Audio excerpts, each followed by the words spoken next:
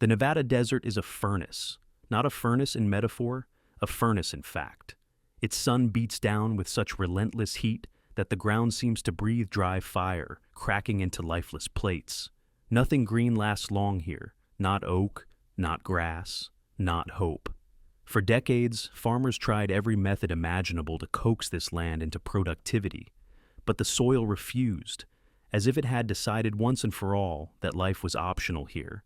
And then, when every conventional idea had dried up like sweat on stone, a bizarre notion emerged, a notion so strange, so unexpected, that the entire agricultural community dismissed it outright. Release millions of bees into the desert, not honeybees, not hives, no wooden frames, no protective nets. Just tiny, unassuming natural engineers evolved to burrow into alkaline soil and awaken flowers that honeybees would never dare to touch. At first, it sounded like a joke, a scientific punchline, but within only a few weeks that joke began to rewrite reality. What had once been barren fields began to change in ways no one could have predicted. This story isn't about luck, it's about design, about rediscovering forgotten keys, about how life often waits, not in the places we search, but beneath the places we've given up on. Nevada wasn't simply a difficult land, it was a riddle with no answer. The sun didn't just bake the ground, it fused it into a hardened crust. Ancient lake minerals sprawled across the soil like stubborn, impenetrable armor.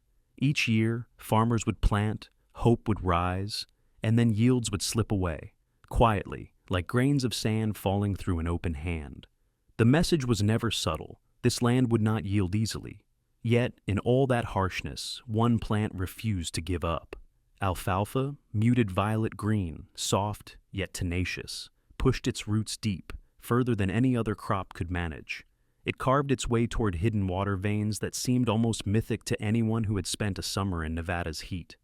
If alfalfa could be pollinated properly, it could do something extraordinary, not just survive, but produce tiny seeds so valuable that they could slow the desert's advance, helping the soil retain moisture, as if gifting the land a new rhythm of breath in a place where only hot winds existed.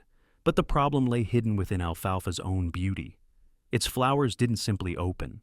Each blossom was a miniature slingshot, concealed beneath petals, waiting for just the right force to trigger its mechanism. Most bees simply couldn't tolerate that sudden pop. Honeybees, hard-working as they are, avoided the discomfort. Smaller native bees were too light to activate it at all. The result?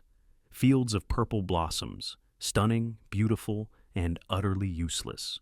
Farmers counted flowers more than seeds. Year after year, they counted more blooms than golden grains. By 2023, everything had reached its breaking point. Nevada's soil grew more alkaline.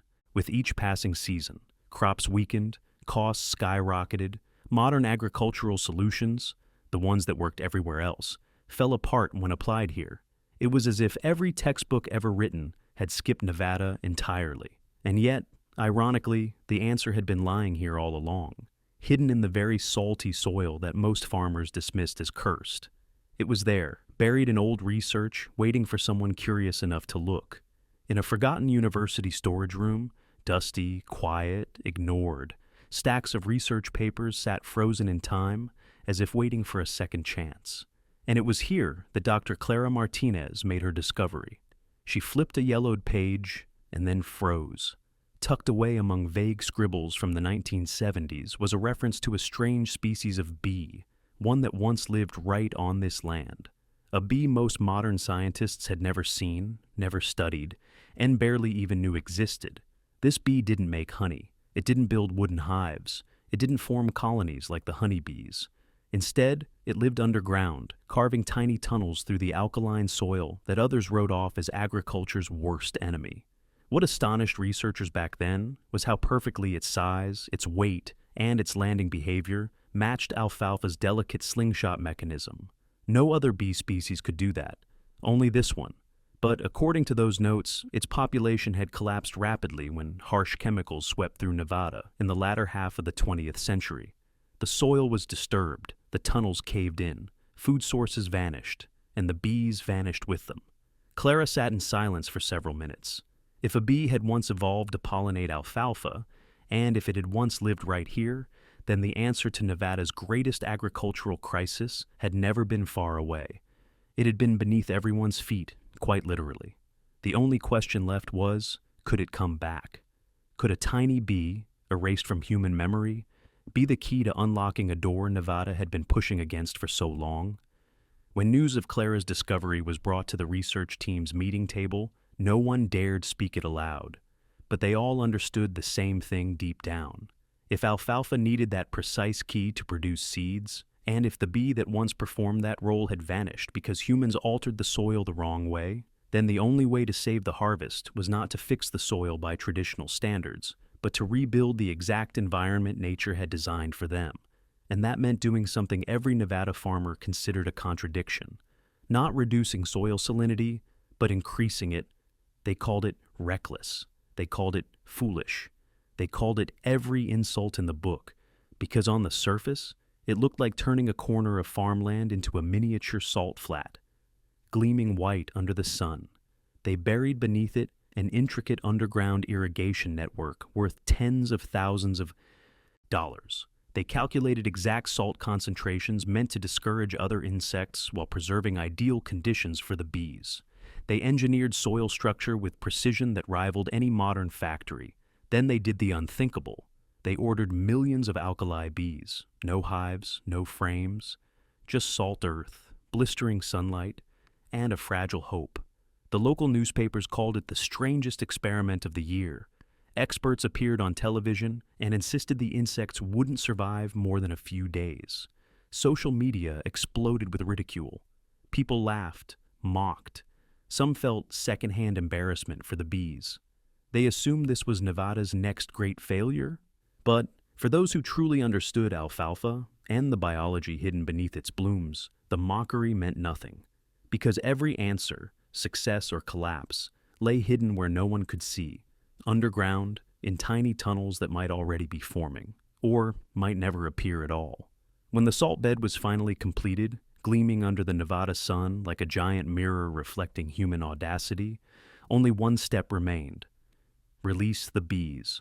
On that morning, specialized trucks rumbled toward the experimental plot.